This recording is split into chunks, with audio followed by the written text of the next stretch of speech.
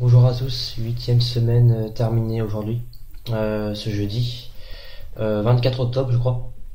Donc vacances, ça y est, une semaine. Donc je vais faire un petit débrief de ce qu'on a fait cette semaine. Donc lundi, on a commencé, donc encore cours d'algèbre bilinéaire. On a vu les formes quadratiques. Et voilà, on a fait beaucoup de liens avec le produit scalaire. Enfin, on a généralisé le produit scalaire avec les formes quadratiques et tout ça. Mardi, nous avons eu TD sur les espaces euclidiens. Ensuite, on a eu analyse numérique. On a continué le cours sur la factorisation, les formes de... On a vu les formes de Cholesky avec les matrices de Frobenius et tout ça. Enfin non, surtout les matrices, surtout les formes de Cholesky. Voilà, une matrice admet une forme de Cholesky si et seulement si la matrice elle est symétrique définie positive, un truc comme ça. L'après-midi, nous avons eu TD de groupe et anneaux, enfin un cours plutôt, enfin un peu, on a fait les deux, et ensuite anglais. Et mercredi, on a eu DS, donc on a eu communication avant, et on a eu DS de topologie d'une heure à 10h30. Donc en vrai, bah bof, hein. Pourtant, il y avait moyen de faire mieux, mais disons que le DS, en fait, il y avait question de cours, premier exercice question de cours, donc ça c'était pas dur, avec deux démos. Exercice 2, c'était on nous disait qu'on avait deux fonctions f et g continues qui allaient d'un ensemble grand X dans R. Donc ça va de X dans R, et il fallait montrer que ah oui, on disait que soit A une partie dense dans X, telle que f de X égale g de X pour tout X appartenant à A. Et il fallait montrer que f égale G. Et j'ai bidouillé, au final, j'ai utilisé la définition de la continuité avec la boule de centre X de rayon epsilon qui appartient à la boule de centre f de X. Non, à f puissance moins 1 de la boule de centre f de X et de rayon un autre rayon que epsilon.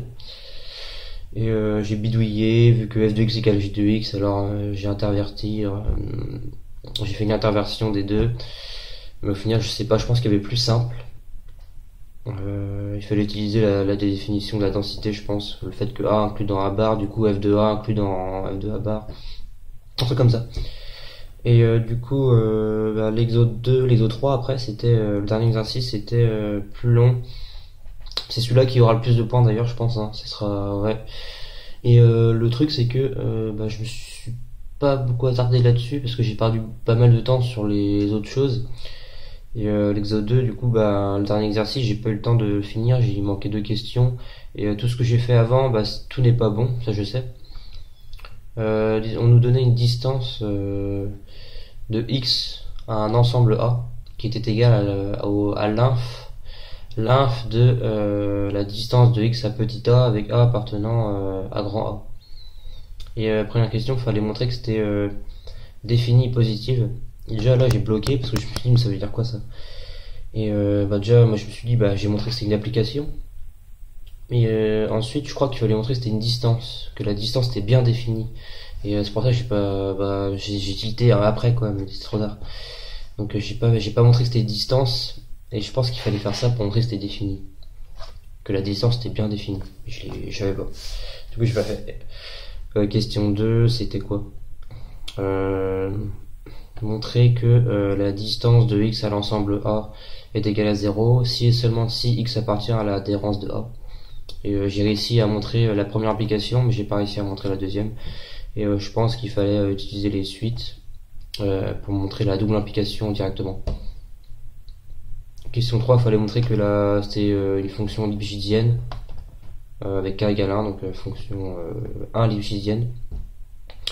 Ensuite, question 2, on nous donnait... ah non, il y avait une autre question encore, c'était oui... fallait faire deux inégalités triangulaires, ensuite fallait faire valeur absolue parce qu'on avait la réciproque et du coup on avait une expression. Et ensuite on avait une question 2, il y avait un autre énoncé. On nous disait soit A et B deux parties fermées de X telles que A inter B soit égal à l'ensemble vide. Et ensuite il y avait d'autres choses de marquer. Et la première question 2 2.1 c'était à l'aide de la question 1.c pour la fonction lipschitzienne montrer que c'est continu, ça va. Et c'est après j'ai pas pu faire la question 2b et 2c. Fallait montrer que f de x était supérieur à 0 pour tout x et f de x inférieur. Ah oui, il fallait montrer que f de x était supérieur à 0 pour tout x appartenant à A et f de x inférieur à 0 pour tout x appartenant à B. Et là j'ai bloqué, il restait 5 minutes de toute façon, j'ai pas eu le temps. Et dernière question, il fallait montrer qu'il existait deux ouverts UA et UB tels que UA appartient à A, UB appartient à B et UA inter B différent de l'ensemble vide, égal à l'ensemble vide. Ouais. Et voilà.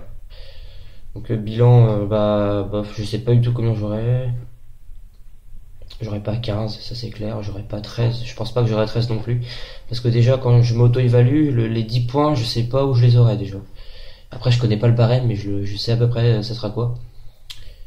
Parce que les questions de cours pour moi ça sera sur 5 ou 6, l'exo 1 ça sera sur... Oui parce qu'en fait l'exo 1 c'était pas la question de cours.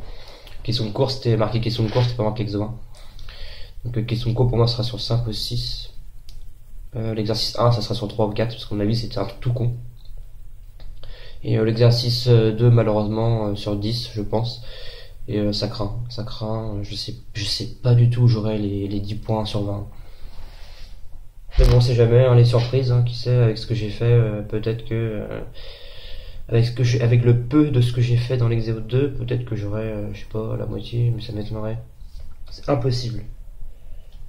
Surtout que j'ai fait une demi-page, parce que j'écris petit de toute façon, mais bon, j'ai fait seulement une demi-page de rédaction pour l'exo 2 qui était plus long.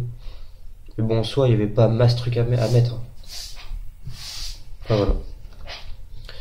Et l'après-midi, on a eu, ce mercredi, on a eu groupe Péano.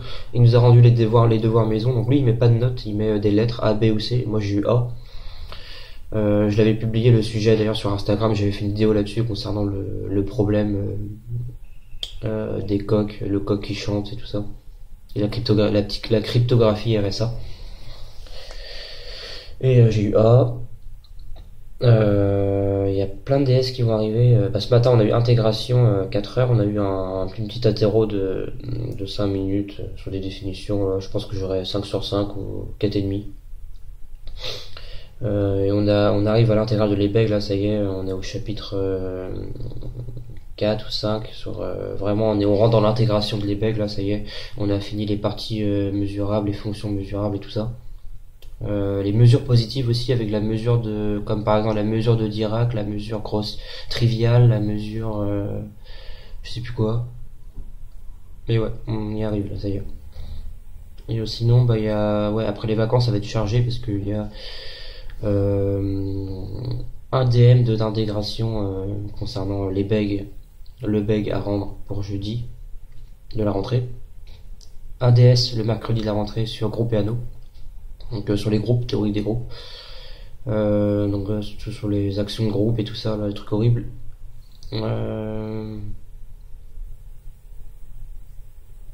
Après, la deuxième semaine après les vacances, on a DS le mardi 12 décembre sur l'algèbre bilinéaire, ce qu'on avait depuis le début. Le même mardi, j'ai mon oral d'anglais, là, la petite présentation à faire de 10 minutes. Aux alentours de 10 minutes sur un sujet qu'on doit choisir.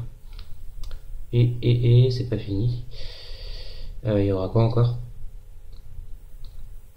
C'est tout. Ah non, il y a le DM à rendre pour le 13 octobre sur... oui, il nous a donné un autre DM en groupe, et Anno, il nous a donné un autre DM sur... alors c'est super chaud en plus, ça s'appelle... Alors le titre, c'est les polynômes cyclotomiques, je crois. Voilà, on est en plein dans la théorie des groupes et il y a aussi un lien avec les nombres complexes et les polynômes avec les racines énièmes de l'unité. Et il y a les histoires d'ordre, de sous-groupes, d'action de groupe aussi, je crois, plein de trucs. Ouais, je publierai encore une photo sur Instagram du sujet. Et voilà, sur ce, bah, c'est tout. Je vous laisse pour. Voilà, c'était la semaine 8. Donc, on se retrouvera pour la semaine 9. La semaine d'après, du coup. Parce que, à moins que je fasse une vidéo la semaine prochaine sur les sujets de DS et de DM qu'on a eu. Voilà. Bon, sur ce, je vous dis à la prochaine. Et bonnes vacances si vous êtes en vacances.